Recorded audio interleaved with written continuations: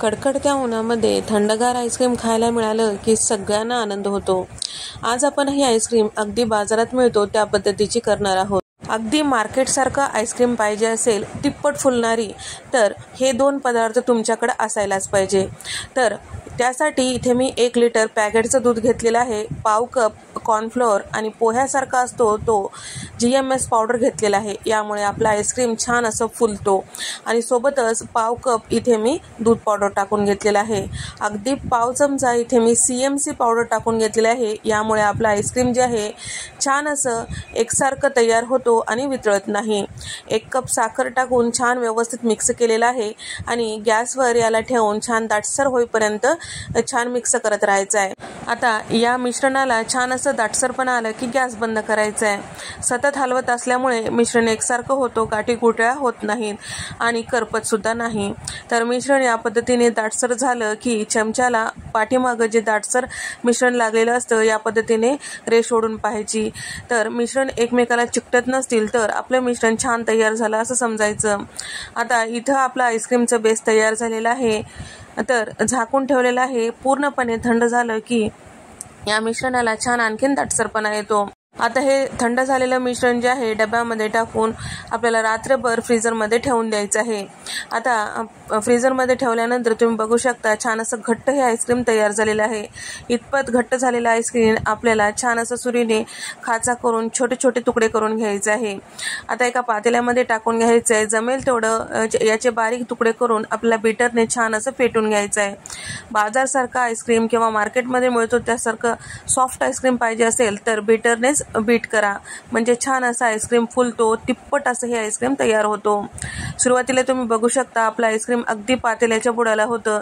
जसजसं आपण हे फेटत गेलो तसतसं छान असं आईस्क्रीम वितळत आहे, छान असं एकसारखं हे आईस्क्रीम तयार होत आहे।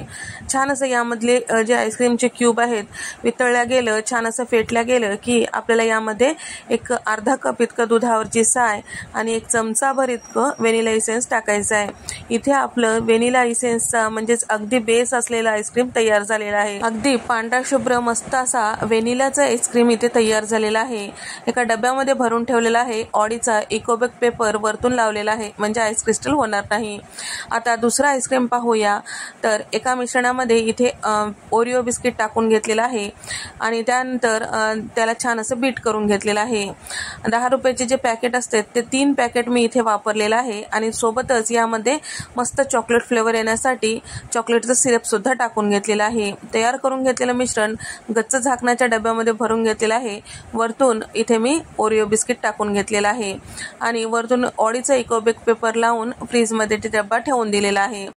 तिसरं फ्लेवर करत आहोत मस्त असं मँगो आईस्क्रीम। त्यासाठी शिल्लक राहिलेल्या मिश्रणामध्ये इथे मी 2 कप इतकं आंब्याचे बारीक तुकडे करून टाकून घेतलेला आहे आणि 3 ते 4 ड्रॉप येलो फूड कलर टाकून घेतलेला आहे।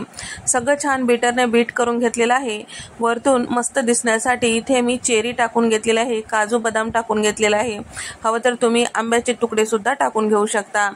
वरतून ऑडीचा इकोबेक पेपर लावून घेतलेला आहे। गच्च झाकण लावून फ्रीजरमध्ये रात्रभर सेट करायला ठेवलेलं आहे।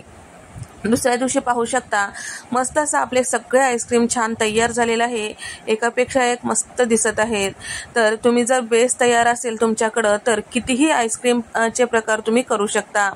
तर या ठिकाणी जेव्हा आपण आईस्क्रीम डब्यातून काढतो त्यावेळेस स्कूपीने आपल्याला काढून घ्यायचं आहे। थोडंसं पाण्यात बुडवल्यामुळे व्यवस्थित हे आईस्क्रीम डब्यातून निघतो। तर या ठिकाणी मस्त व्हॅनिला फ्लेवरचा, ओरिओ फ्लेवरचा, त्याचबरोबर बाजारात मिळतो त्या पद्धतीचा मँगो फ्लेवरचा 3ही आईस्क्रीम इथे तयार झालेले आहेत। तर अगदी बेस जर आपल्याकडे असेल तर कुठल्याही प्रकारचा आईस्क्रीम आपल्याला करता येतो। GMS powder, CMC powder, cornflour हे मोजके जर तुमच्याकडे पावडर असतील तर कुठलेही आईस्क्रीम तुम्ही सहजपणे करू शकता। बाजारात मिळतो त्या पद्धतीच्या मस्त आईस्क्रीम तुम्ही घरीच बनवू शकता। तर एकदा या पद्धतीने ट्राय केल्यानंतर आवडल्यास व्हिडिओला लाईक करा, शेअर करा आणि सबस्क्राईब करायला मात्र विसरू नका। अशाच मस्त